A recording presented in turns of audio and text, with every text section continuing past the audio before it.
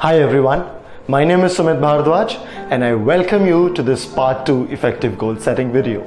In part 1, we talked about some of the ways that help you set and achieve your goals. And in this video, we are going to talk about some more ways that will help you set and achieve your goals, as well as the things that stop you from achieving your goals. So if you haven't watched part 1 till now, the link is there in the description box. You can watch that video. So let's start part 2. Another powerful way to speed up the achievement of your goals is to create a goals book. And in that goals book, you can create a separate page for each of your goals.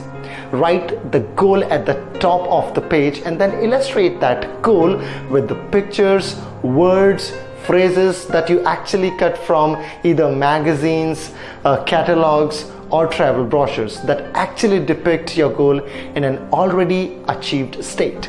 Now, there is a possibility that you will have some new desires and goals emerging. What to do in that case? You can simply add them to your list and your goals book. And it is important to review your goals book every day. Now, there is one thing that you all need to understand, and that thing is, as soon as you set a goal, there are 3 things that are going to emerge that stop most of the people. But the good thing is, they're not going to stop you, because now you're going to know that these 3 things are the part of the process. Then you can treat them as what they are. That means just normal things to handle rather than letting them stop you. Now listen to me very carefully. There are 3 obstacles to success. Number 1, the considerations. Number 2, the fear the people have. And number 3, roadblocks. Just think about it. As soon as you think and say to yourself that you want to double your income next year, within a few moments you get the considerations such as, I'll have to work twice as hard, or I won't have time for my family, and if that happens, my wife is going to kill me for that. And that consideration is going to stop you from working hard. Let's take one more example. Let's say you want to run a marathon. So you might get a voice in your head that says, you could get hurt, or you'll have to get up 2 hours earlier every day. Are you ready for that? It might even suggest that you are too old to start running. And these thoughts are called considerations. Let me tell you something here. There are all the reasons why you shouldn't attempt a goal, and there are all the reasons why your goal is an impossible one. But surfacing these considerations is a very good thing. They are how you have been subconsciously stopping yourself all day long. Now that you have brought those things into your conscious awareness, you can deal with them very easily. The next obstacle to success is the fears. And fears, on the other hand, are just the feelings. You may experience a fear of rejection, fear of failure, or fear of making a fool out of yourself. You might be afraid of getting physically or emotionally hurt. You might be afraid that you will lose all the money that you have saved. And these fears are not unusual. And like I told you earlier, they are just part of the process. Finally, you'll become aware of the roadblocks. And roadblocks are purely external circumstances, which are well beyond just thoughts and feelings in your head. A roadblock may be that nobody wants to join you on your project.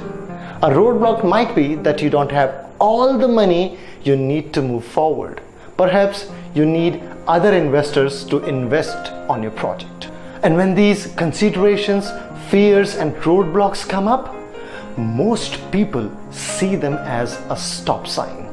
They say, now that I'm thinking that, feeling this, and finding about that, I think I'll not be able to pursue my goal after that. Now I want to tell you something here.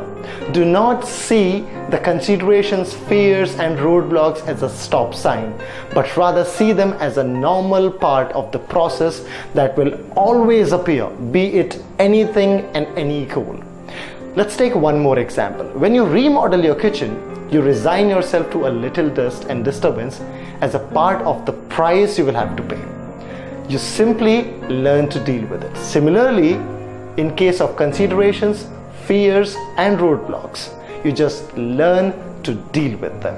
The reality is they're supposed to appear. Because if they do not appear, then there is some problem with the goal setting.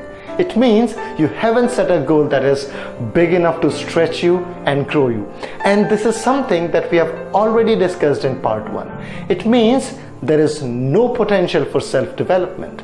So always welcome considerations, fears, and roadblocks, because these things are going to help you a lot in life. If you talk about me, I always welcome them when they appear, because these are the very things that have been holding me back in life. When I'm able to see them, I'm able to work on them, because now I'm more aware of them. And when I'm more aware of them, I can deal with them very easily. And when I do that, I become better prepared for the next venture I want to undertake. You can also do the same thing as and when you have similar situation. You can always put your questions in the comment box and I will definitely respond to that. See you in the next video. Thank you.